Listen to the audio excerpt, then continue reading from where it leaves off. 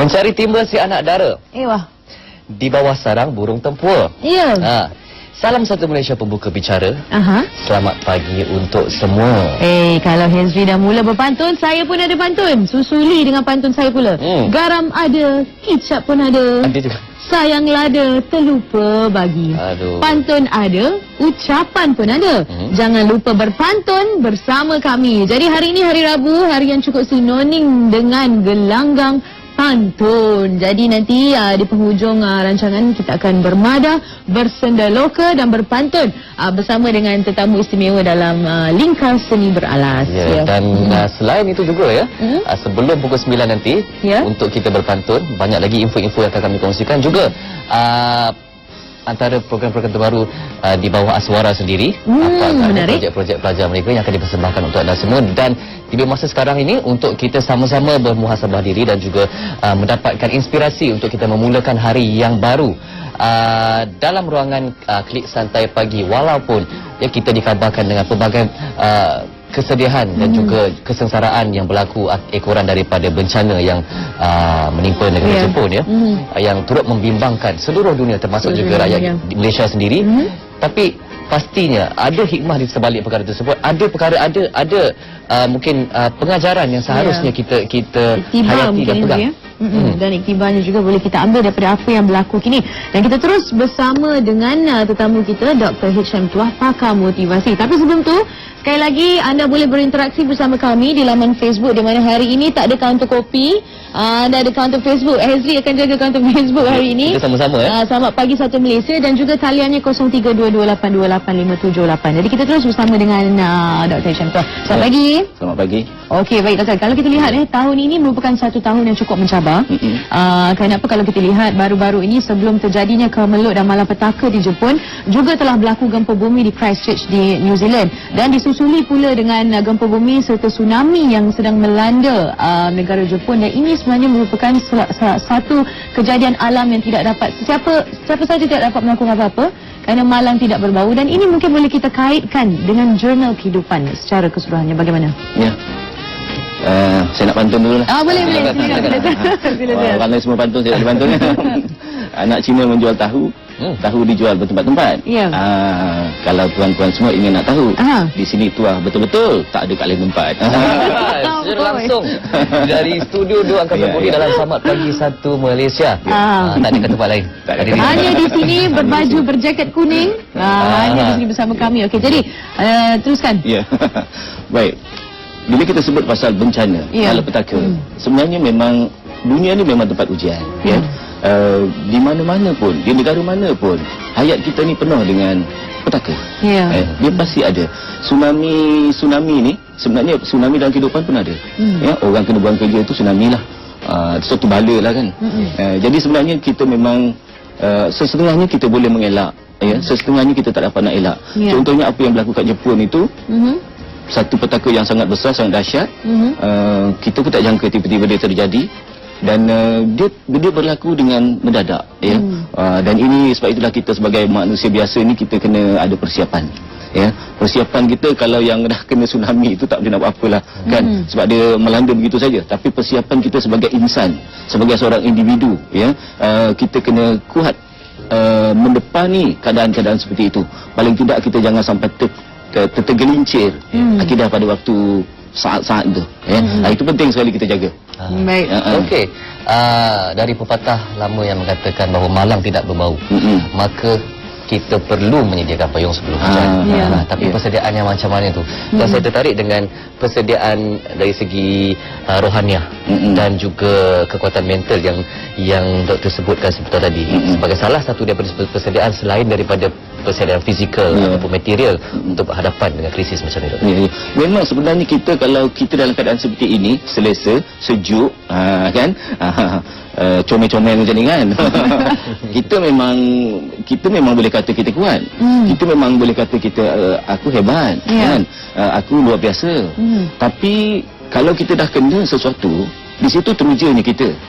Jadi seseorang itu kalau dia nak mengaku dia tu hebat, dia tu cemerlang kan, sebenarnya setelah dia ditimpa bencana, kalau dia masih okey juga, masih bagus juga, masih tidak luntur motivasi dirinya, ini baru boleh diiktiraf sebagai manusia yang hebat lah. Jadi bencana itu adalah suatu benda yang pasti berlaku, akan berlaku, kita tak tahu bila, kan. Jadi perkuatkanlah diri kita untuk ke depan bersedia dalam keadaan apa pun. Baik doktor, jadi kalau kita lihat dengan apa yang berlaku di sana dan pelbagai satu demi satu dan letupan nuklear dan sebagainya, ini membuatkan kita rasa bersyukur sebagai rakyat Malaysia untuk berada di sini. Kerana apa? Kita tidak dilanda dengan masalah sebegitu. Namun kita tidak boleh mengambil sambil lewa. Tidak begitu? Ya, betul. Bagaimana? Ya, memang kita ni kat sini selesa sebenarnya, kan. Cik Azri, kita rasa itu tempat orang, kita takkan kenanya. Sebab kita ni bukan laluannya, kan. Kita rasa begitu, tapi kita kena ingat Pulau Pinang juga dulu pun dapat juga kesan tsunami yang berada di Aceh, kan. Dan mungkin kita kata itu sebab jauh lagi, kita pun kena sikit je, dia takkan sampai 30 km ke darat. Kita pun tak boleh jangka, sebab benda ni kalau nak berlaku dia boleh terjadi. Seperti banjir besar di Johor tahun hujung tahun 2000 dan awal tahun 2007. Ya, betul. Yang tak disangka-sangka. Tak disangka. Dan banjir besar itu tak jauh daripada kampung saya pun. Dan saya pergi lihat, saya tengok memang orang pakai perahu pun di kampung dah tenggelam tu, kan. Jadi ini semua satu perkara yang dari sudut agamanya memang nak suruh kita beringatlah. Peringatan untuk kita ingat-ingatlah. Ingat. Orang kata jangan lupa dirilah. Baik doktor, kita ada Cik Abdullah Osman di talian sekarang ni. Assalamualaikum Cik lah. Waalaikumsalam. Silakan. Ni tentang satu perkara. Saya selalu tengok CNN dan sebagainya. Nampaknya Amerika lebih takut daripada Jepun itu sendiri. Pasal apa sebabnya dia takut tentang mungkin pasal radioaktif dan sebagainya. Adakah dia boleh merebak? Dan lagi satu, saya ada terbaca dalam internet bahawa ada satu seorang yang suka membuat ramalan ni. Dia kata dunia akan hancur pada 2012. Apa pandangan Tuan? Terima kasih. Baik, terima kasih Cik lah. Itu dia persoalan. Malah ada filem mengenai itu, kan, dan sebagainya. Bagaimana malas waktu sendiri? Ya, saya pun ada dapat terima mesej tu. Saya dapat. Dan bila saya baca kehancuran dunia tahun 2012 ini salah satu daripada teori yang agak popular juga sekarang. Yalah, sampai difilmkan, kan. Dia menakutkanlah.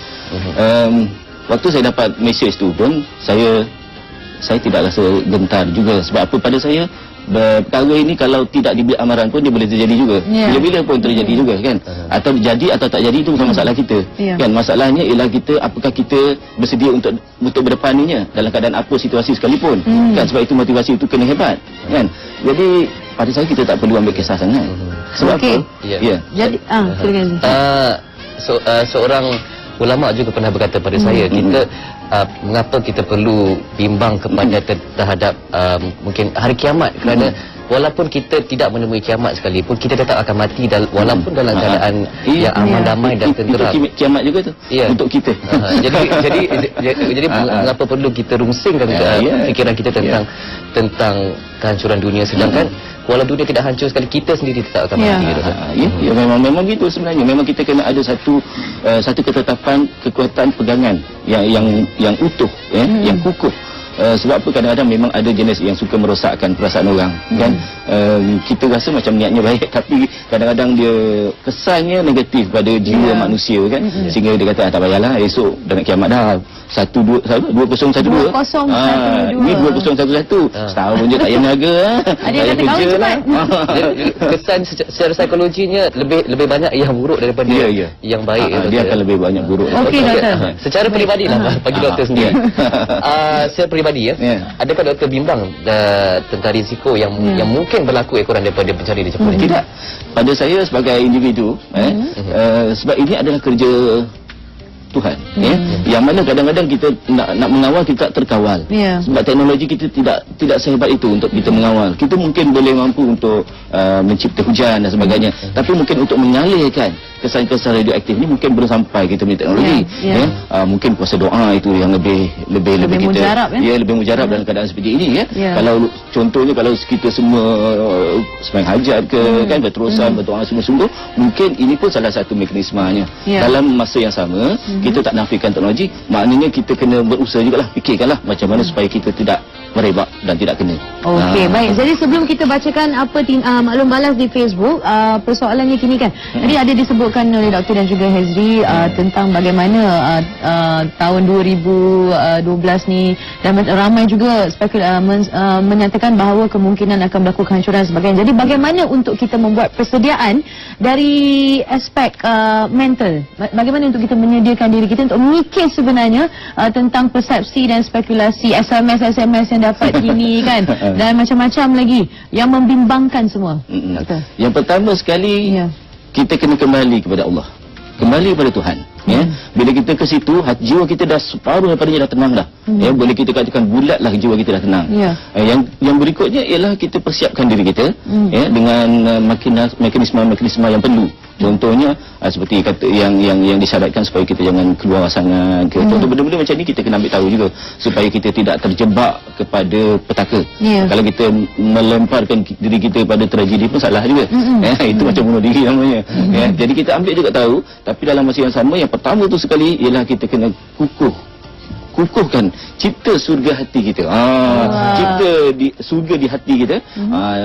Kuatkan pertalian kita dengan pencipta kita, dengan itu insya-Allah apa juga bencana, apa juga kesakitan, apa juga penyakit yang nak muncul, yang nak datang, yang nak menimpa pada kita, insya-Allah kita masih boleh reda.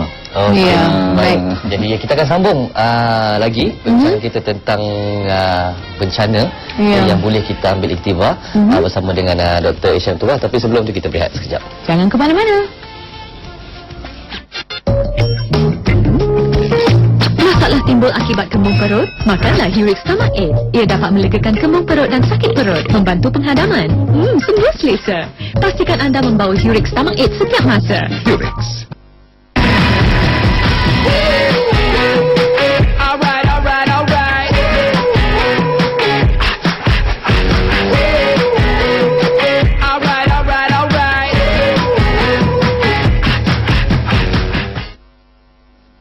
Kembali bersama kami dalam Selamat Pagi Suatu Malaysia dan masih mengenai jurnal kehidupan dan apa yang berlaku kini, bencana dan malapetaka yang melanda negara Jepun kini. Seperkara yang ingin saya petik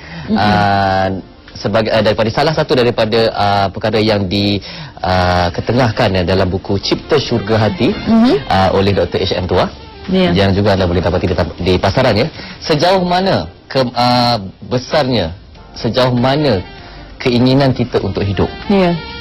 Ini juga berkaitan dengan bagaimana kita berhadapan dengan krisis dan bagaimana kita perlu sebenarnya meneruskan hidup kita bergantung kepada sejauh mana kemahuan kita untuk hidup. Tetapi sebelum kita minta doktor komen, kita ada seorang pemanggil di talian. Halo, selamat pagi.